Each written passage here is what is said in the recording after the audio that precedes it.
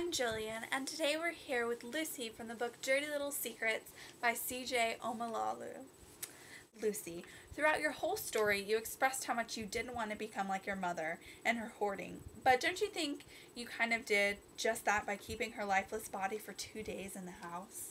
I just think that I was just looking out for me and my family because I didn't want us to be on the news, and it would just be an embarrassment to my mom because it would show our true side, and I was just so scared. Am I doing bad? Yeah, you're fine. And I was just, I don't know, I just didn't, my brother and my sister and I have just worked so hard to be to make outsiders view us as something different than what we are, and I just didn't want them to see the real side of my mom, I guess. So no, I don't see anything wrong with me keeping her inside the house until I found a solution to our problem after she passed away. Do you think that if your father would have never left, that your mother would have started hoarding? Well, actually, yeah, because when my dad was around, she always kept the house spotless, and she always cooked us dinner, and she was always the perfect mom figure. And then when he decided to leave, that's when the hoarding began. So yeah, I do think that if he wouldn't have left, she would have started. Was it a struggle keeping your home life a secret from your peers, like Kaylee and Josh?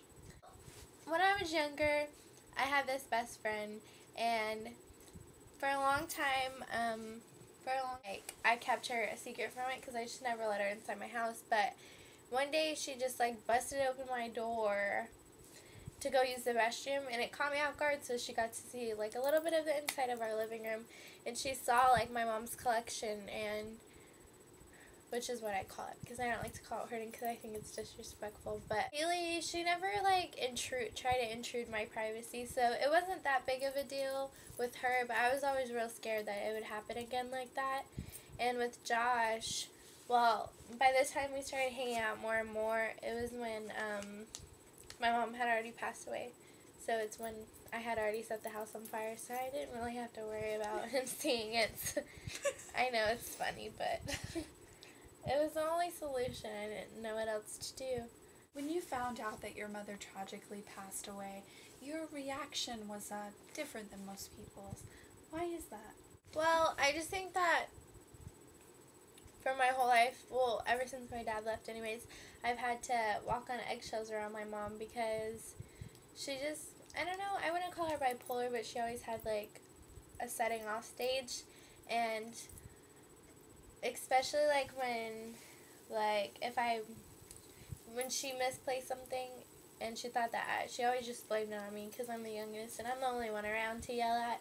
So I just think that I've just built up anger at her over the years for what she's doing, how the hoarding was, and she never was a mom figure, I guess, because she did bring us food and stuff, but I mean, we couldn't live in our house really. I couldn't even take a shower.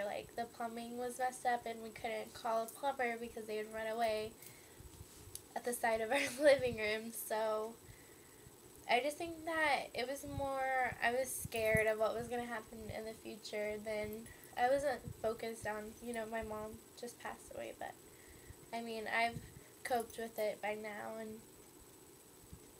so. Alright. Thank you so much. Thank you for having me. Bye. We're back with Joanna. Struggle when your husband left and you had to work nurse hours and raise 3 kids all on your own. I forgot his name. Well, when he left, at first, yes, it was a struggle because, I had 3 kids, like you said. But I think that when they were growing, as they started to grow up, that it started getting easier because, the oldest could watch the 2 younger ones while I was at work. It usually worked out for the best. Alright. I just wasn't around as much as I wanted to be, but that's okay. 2 weeks, and your sister was staying with Lucy and Phil. Did you feel betrayed or relieved when you came home to a spotless house with your collection missing? At that time, I felt very betrayed and hurt by my sister because that was my belongings, and you just don't come in someone's house, even if you are invited, and take everything away. I mean, that took me years to get that, and I was using that stuff. It was just sitting around till I got time to use it, and when I came home, it was just all gone, and she basically brainwashed my children to think that it was right. It was a right thing to do, to get rid of my things when I wasn't there. That they were helping me when really they were just hurting me, but they didn't know. But I still got very angry at them, and I banned her. I banned them from talking to her. Why do you think you had a problem with hoarding? I wouldn't call myself a hoarder or say it was hoarding because I had plans for everything that I bought or kept, and I was going to use it or recycle it. I just never had time because I had 3 kids, and I had nursing hours, and I was always trying to do all these things for them. So I don't see any problem with that. I just saw it as a few extra things around the house. Well, thank you. Thank you for being with us. Thank you. Nice to meet you. Rest in peace. Thanks. You're welcome. Okay. Bye-bye. Bye, Miss Reels. Hope you like my video.